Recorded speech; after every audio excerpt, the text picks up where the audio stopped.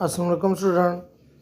आज मैं इस वीडियो में आपके लिए कुछ पास पेपर सॉल्व करूंगा। तो आइए चलते हैं अपने पास पेपर की तरफ। Find fill the relevant bubbles for each parts, all part carry 1 marks. आपने बबल फिलअप करने हैं तो वो कैरी करेगा, हर एक आपका क्वेश्चन कैरी करेगा 1 number. A plastic rod is rubbed with dry cloth. The rod become positively charged because it has। जब एक प्लास्टिक रोड के ऊपर आप रब करेंगे ड्राई क्लॉथ, तो उस वक्त रोड जो होगा पॉजिटिवली चार्ज उस पर आएगा। तो उसमें क्या चीज़ लूज होगी? तो gain electron, gain neutron, loss neutron या लॉस ऑफ इलेक्ट्रॉन। इसका एग्जैक्ट आंसर है loss of electron.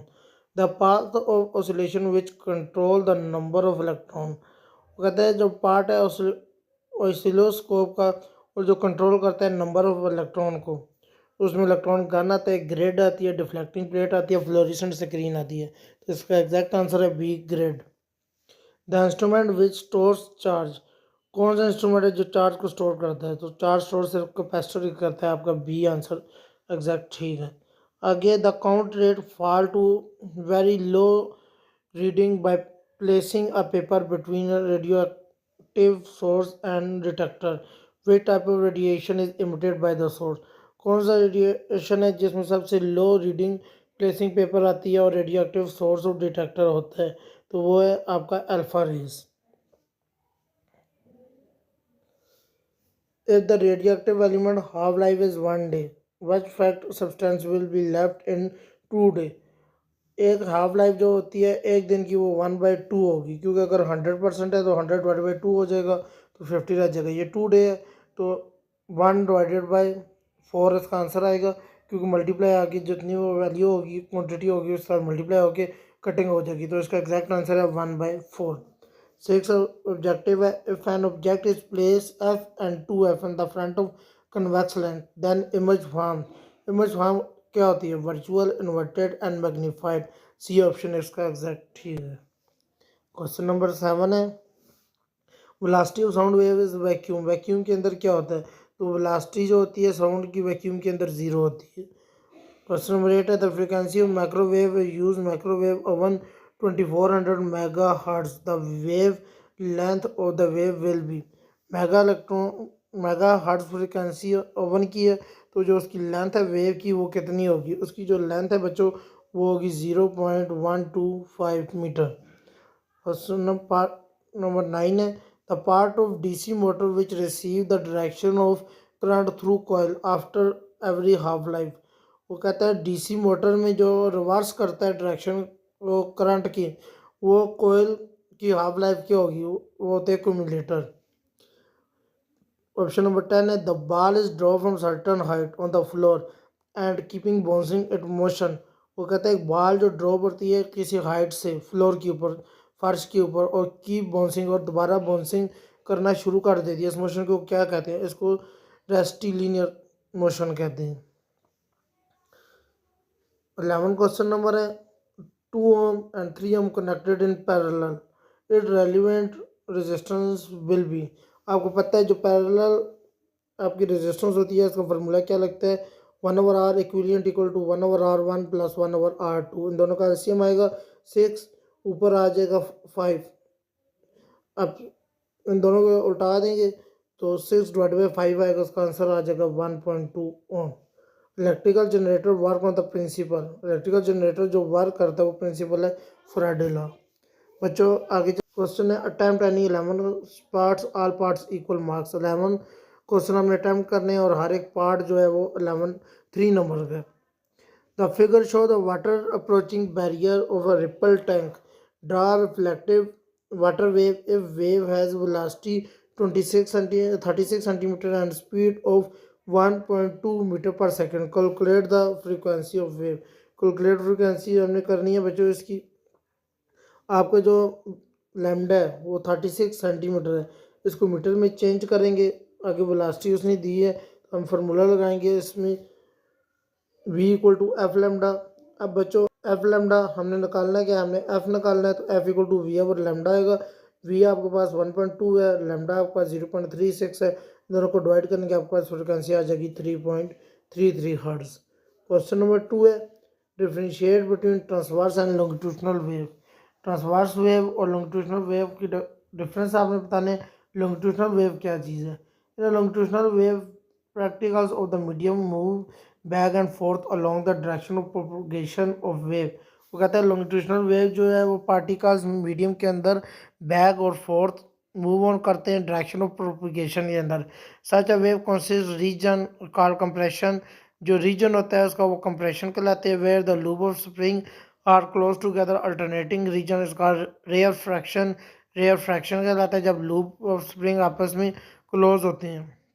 Where the loop are space apart. वो जो लूप होता है वो स्पेस अपार्ट में वर्क करता है। Sound wave spring wave are example of longitudinal wave. Sound wave और स्प्रिंग वेव जो होती है वो एग्जांपल होती है लॉन्गिट्यूडनल वेव की। आगे बच्चे इसका transverse wave. Transverse wave vibratory motion of particle medium is perpendicular to the direction of propagation of wave. जो ट्रांसवर्स वेव होती है वो vibratory motion of particle medium के अंदर परपेंडिकुलर होती है direction of propagation of wave की।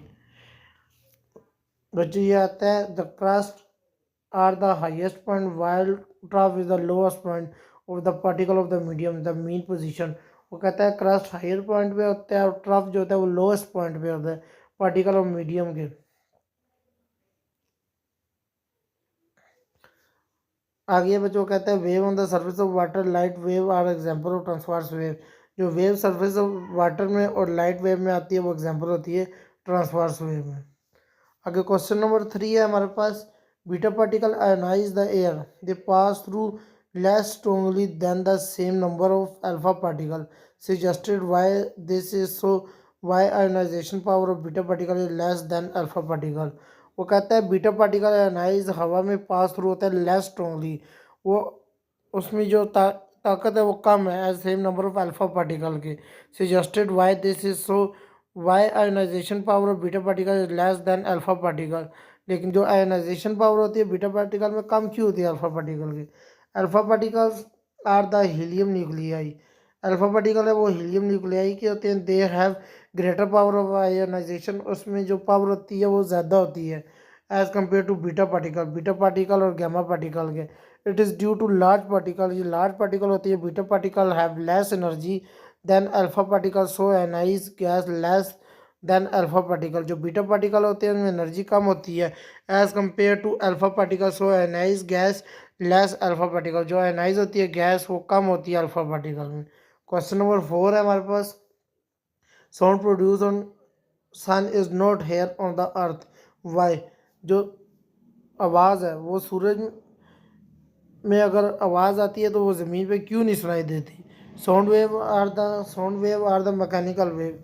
जो साउंड वेव है वो मैकेनिकल वेव है। Require some material medium. उसमें कुछ मटेरियल मीडियम आता है सो दे आर प्रोपगेशन। तब वो प्रोपगेशन करती है। Vacuum exact between sun and earth. जो वैक्यूम के अंदर एग्जैक्ट करता है सन और अर्थ में। Which does not provide the medium for the sound wave to propagate. वो कहता है कि इसमें कोई मीडियम नहीं चाहिए होता साउंड के अंदर। Why we can not hear the sound produce on the sun. जो आवाज़ें सन पे होती हैं वो इसलिए ज़मीन पे सुनाई नहीं देती।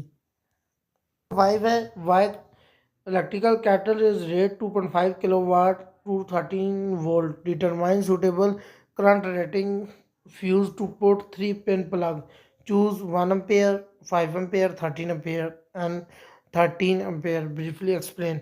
पावर बच्चों उसने दिया हमें 2.5 किलोवाट, वोल्टेज है 213 वोल्ट। आगे करंट हमने इसका मालूम करना है तो इसमें आम सा फॉर्मूला है P = VI। अब बच्चों उसने हमें पावर दिया 2.5 किलोवाट, वोल्टेज हमने उसने हमें दिया 13 वोल्ट। करंट हमने फाइंड आउट करना है। हमने फॉर्मूला लगाया P = VI। हमने आई निकालना है, V को डिवाइड कर दे। इधर ये मिस्टेकन लिखा हुआ है तो 2.5 × 10⁻³ डिवाइडेड बाई 213 इसका आंसर आ जाएगा 10.8। अब 10.8 सबसे ज़्यादा जो करीब है वो 13 एम्पेयर के करीब है तो इसलिए हमारा जो फ्यूज़ आ जाएगा वो 13 एम्पेयर रहेगा। क्वेश्चन नंबर 6 है, if pitch of sound is decrease in air what is the effect of wavelength and wave velocity. वो कहता है कि पिच ऑफ साउंड जो डिक्रीज़ होती है हवा में, और अफेक्ट जो वेव लेंथ है और वेव वेलोसिटी है उस पर क्या अफेक्ट डालेगी। Pitch depend upon the frequency, जो पिच है वो डिपेंड करती है फ्रिक्वेंसी में। व्हेन पिच इज़ रिड्यूस, जब आप पिच को रिड्यूस करेंगे फ्रिक्वेंसी विल रिड्यूस, तो फ्रिक्वेंसी उसकी रिड्यूस हो जाएगी, क्योंकि फार्मूला है हमारे पास v equal to F lambda. By decreasing the frequency, जब आपकी फ्रिक्वेंसी कम होगी वेव लेंथ विल इंक्रीज, तो उसकी वेव लेंथ जो होती है वो इंक्रीज होती है to keep the speed of sound constant, जो स्पीड ऑफ साउंड होती है वो कांस्टेंट हो जाती है। क्वेश्चन नंबर 7 है differentiate between and gate and or gate.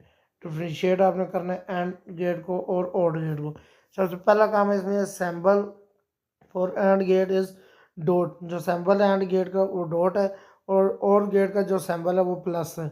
आगे कहता है it is Boolean expressions X equal to A dot B, जो एक्स है वो इक्वल हो जाता है बच्चे ए डॉट बी में, और इसमें X equal to A plus B. Read as X equal A and B, जो एक्स होता है वो इक्वल होता है ए एंड बी, और वो इसमें भी यही होता है कि एक्स इक्वल टू ए और बी। एंड ऑपरेशन में be represented by switch connected in series which of each series represent is input. वो कहता है एंड ऑपरेशन जो है वो आपको रिप्रेजेंटेड करता है, स्विच को कनेक्ट करता है सीरीज में, और ये स्विच जो होता है रिप्रेजेंट होता है इनपुट में, और ऑपरेशन जो होता है वो रिप्रेजेंट होता है स्विच कनेक्टेड इन पैरेलल में। तीसरा ऑप्शन है output gate will be I only one only when all the input gate one. अब आउटपुट जो एंड गेट की आती है वो उस वक्त होती है जब उसकी दोनों इनपुट वन हो जाते हैं, लेकिन the value of output or gate will be one when any one input is one. उसमें एक भी इनपुट आपकी वन होगी तो आउटपुट आपका वन आ जाएगा, क्योंकि one plus zero equal to one होता है, zero plus one equal to one, one plus one equal to one. आगे question number 8, an object is size 3 cm is placed at the distance of 15 cm for convex lens. Focal length of the lens is 10 cm. Find the position and nature and size of image. बच्चों सबसे पहले आपका object है, object जब place हो रहा है, object का लफ्ज आ गया तो ओ इक्वल टू 3 सेंटीमीटर आ जाएगा। आगे बच्चों 15 सेंटीमीटर डिस्टेंस दिया है, पी इक्वल टू 15 सेंटीमीटर। आगे उसने लेंथ दी है उसकी, तो वो आपकी फोकल लेंथ आ जाएगी 10 सेंटीमीटर। आपने इसमें क्यू मालूम करना है, आई मालूम करना है, और नेचर ऑफ इमेज मालूम करनी है। सबसे पहले आप फॉर्मूला लगाएंगे 1/f equal to 1/p plus 1/q। तो बच्चे इसमें वैल्यू पुट करेंगे, 1/f की वैल्यू आप पुट करेंगे 10 इक्वल टू 1/p की वैल्यू आप पुट करेंगे 15 प्लस 1/q। 1/q इधर रह जाएगा, 1/p को उठा के ले जाएंगे, माइनस हो जाएगा। इन दोनों को कैलकुलेटर में करेंगे और फिर उल्टा देंगे, q इक्वल टू 13 सेंटीमीटर आपके पास आ जाएगा। आगे फार्मूला है हमारे पास I/O equal to Q/P। Q आपके पास कितना है बच्चों, Q हमारे पास 30 है, P बच्चों हमारे पास 15 है, उसके बाद O हमारे पास 3 है।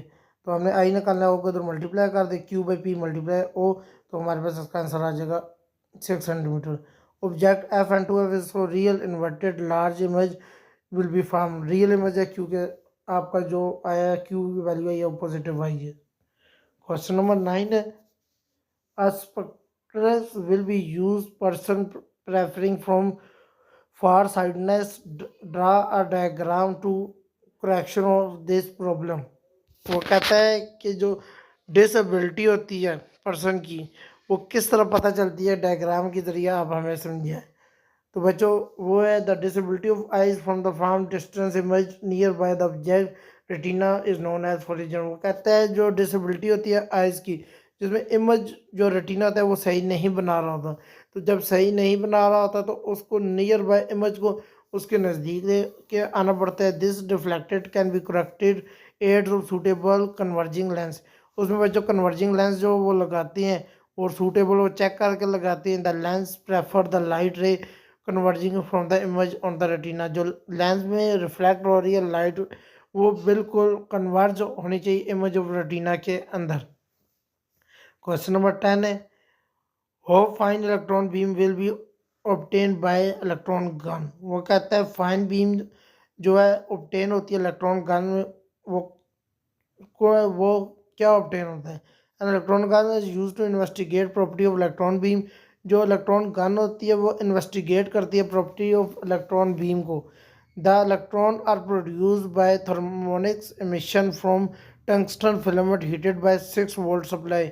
वो कहता है इलेक्ट्रॉन जो प्रोड्यूस होते हैं थर्मोनिक्स एमिशन में, वो टंगस्टन जिसको आप हीट करते हैं 6 वोल्ट सप्लाई देते हैं, तो हाई पॉजिटिवली पोटेंशियल, उसमें हाई पॉजिटिवली पोटेंशियल आता है।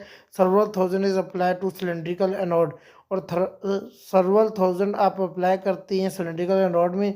The electron are accelerate to be high, और उसको तेज़ करने के लिए जब आप उसको और एक्सेलरेट करते हैं speed and passing through the hole high, तो वो उस होल के अंदर से गुजरना तेज़ी से शुरू हो जाते हैं। Speed and passing through the hole and anode in the form of fine beam, जो एनोड होती है बेटा वो फाइन बीम ऑफ इलेक्ट्रॉन लगी होती है आगे, जो उसको आगे से कलेक्ट कर रही होती है। क्वेश्चन नंबर 11 है इसका, which one is a suitable store data floppy disk और hard disk, briefly explain.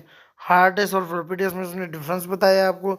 Storage medium is aluminium plate coated with particular material. वो कहता है स्टोरेज मीडियम में एल्युमिनियम प्लेट जो आती है कोटेड होती है, वो पर्टिकुलर मटेरियल के अंदर। Aluminium plate is are not flexible, जो एल्युमिनियम प्लेट होती है वो फ्लेक्सिबल नहीं होती।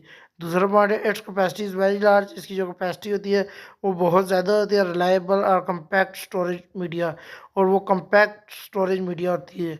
It is install in side the system unit, वो उसको इंस्टॉल किया जाता है जो सिस्टम के अंदर लगती है। फ्लॉपी डिस्क क्या चीज़ है?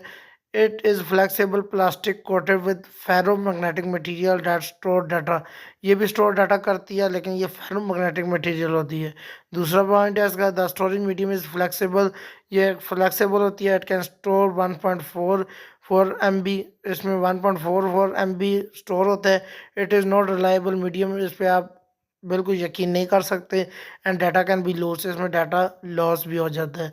और it is a remove storage device, ये सिस्टम के अंदर नहीं लगे, इसको आप निकाल भी सकते हैं बाहर। क्वेश्चन नंबर 12 है, describe one suitable of everyday life in the static electricity in the dangerous and precaution taken to ensure that charge discharge safely. वो कहता है एक इसकी डेली लाइफ में कोई सिचुएशन बताएं जिसमें इलेक्ट्रिसिटी डेंजरस होती है, प्रिकॉशन उसका जो इंश्योर करता है कि डिस्चार्ज सेफली वो हो जाए। The phenomena of the lightning occur due to large quantity of electric current which is built up heavy thunder clouds. The thunder clouds are changed by friction between the water molecule in the thunder cloud and the air molecule. तो जो वो कहता है जब बारिश लगती है तो लाइटनिंग बिजली चमक रही होती है, लार्ज क्वांटिटी में इलेक्ट्रिकल चार्ज उसमें से आ रहे होते हैं, तो वो बिल्ड करते हैं हैवी थंडर क्लाउड्स। और थंडर क्लाउड्स में उनमें फ्रिक्शन होती है, और वाटर मॉलिक्यूल थंडरस्टॉर्म के अंदर एयर मॉलिक्यूल के साथ फ्रिक्शन लेते हैं, रगड़ होती है उनके आपस में। When the charge is thunderstorm is sufficiently high, जो चार्ज होता है थंडरस्टॉर्म के अंदर वो बहुत ज़्यादा हाई होता है। इट इंक्लूड्स ऑपोजिटली चार्ज, और उसमें ऑपोजिटली चार्ज होता है और the object present on the ground rising to store electric field, और जो ग्राउंड से राइज होते हैं ऊपर की तरफ उठते हैं तो उनमें भी इलेक्ट्रिक फील्ड मौजूद होती है। Between the cloud and the ground suddenly the charge cloud jump to the ground with a volatile spark and explosion, this is called lightning. तो वो कहता है कि जब वो नीचे आते हैं तो वो उसमें स्पार्क होता है, और इसी वजह से वो जो लाइट नीचे आती है उसको हम कहते हैं कि ये आसमानी बिजली गिरी है। State Joule law, write its formula. Joule's law में बताना है the amount of heat generated resistance due to flow of charge due to product of square of current I resistance R time T. जो वो कहता है कि इसमें जो हीट जनरेट होती है रेजिस्टेंस के अंदर, जो चार्ज आता है वो इक्वल होता है product of square of current, W को टू आई स्केयर आगे आर टी। अब आपको पता है आई इक्वल होता है वी टी के, तो हमने एक जगह वी टी में पुट किया, वी का भी स्केयर आया, टी का स्केयर आया, वो एक टी टी से काट गया, हमारे पास वैल्यू आ गई V square T divided by are.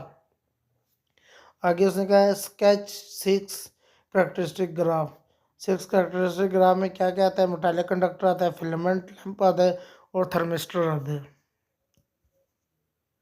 और उनके ग्राफ हमने इसमें शो कर दिए।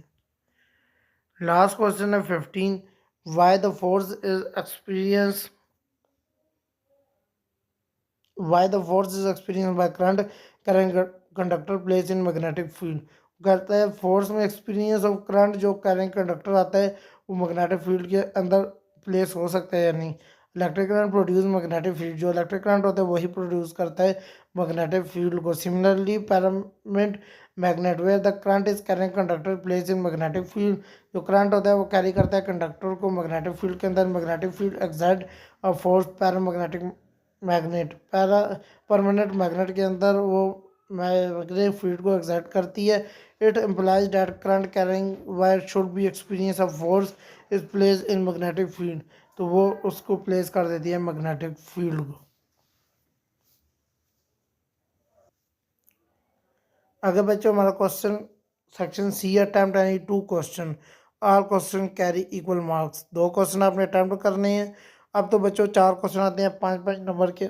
ये पुराना पेपर है तो इसमें 3 क्वेश्चन आते थे जिसमें से आपने 2 अटेम्प्ट करने होते थे, तो एक क्वेश्चन 10 नंबर का होता था। Explain nuclear fission reaction in detail. Nuclear fission reaction मैंने अपने इंपॉर्टेंट क्वेश्चन में आपको बताया भी है, ये चैप्टर नंबर 18 में है न्यूक्लियर फिजन रिएक्शन, वहाँ से आप अपनी बुक में याद कर सकते हैं।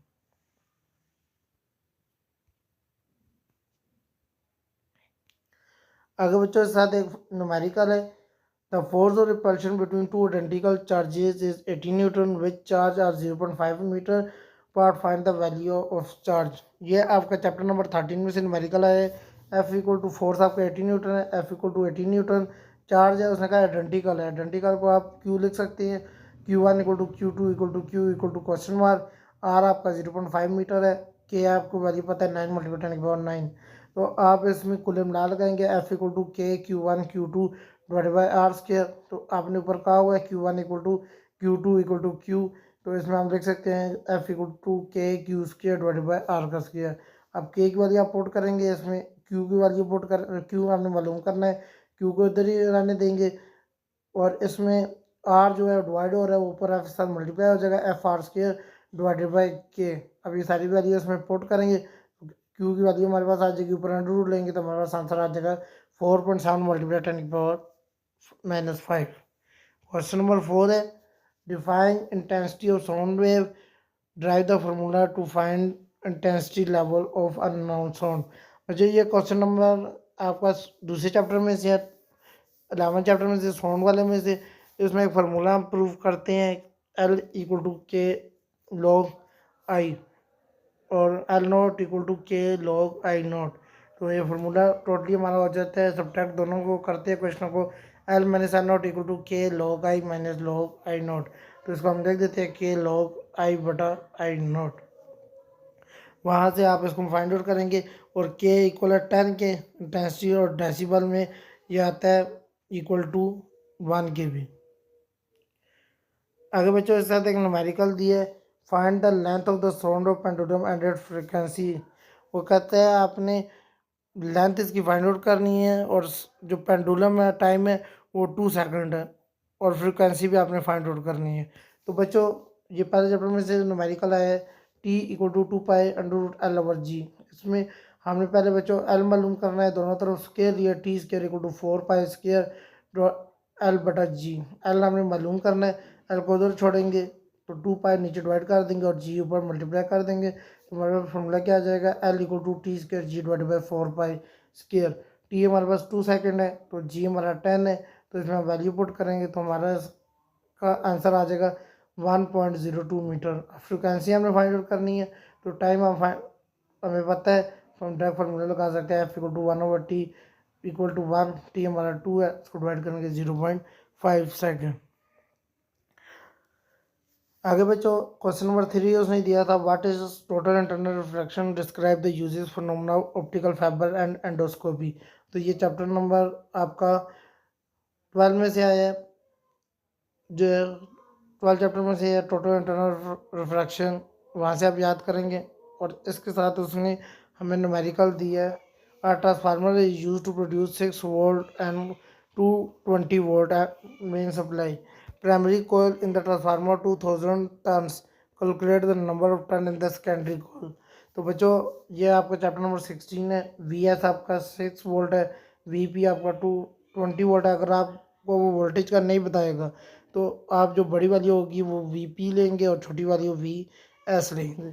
एन पी उसने हमें बताया हुआ है 2000 प्राइमरी कोयल का है, तो हमने एन पी लिखा है 2000 एन एस हमने मालूम करना है। तो बच्चों इसमें हमने फॉर्मूला लगाया एन एस बटा N P equal to V S बटा वी पी। अब बच्चों हमने इसमें वैल्यू पुट कर दिया एन एस बटा 2000 इक्वल टू 6 बटा 220।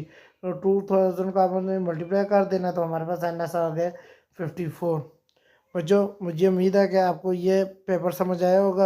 अगर किसी को कोई कन्फ्यूजन है तो कमेंट सेक्शन में पूछ सकते हैं। मिलते हैं अगली वीडियो में, तब तक के लिए अल्लाह हाफिज़।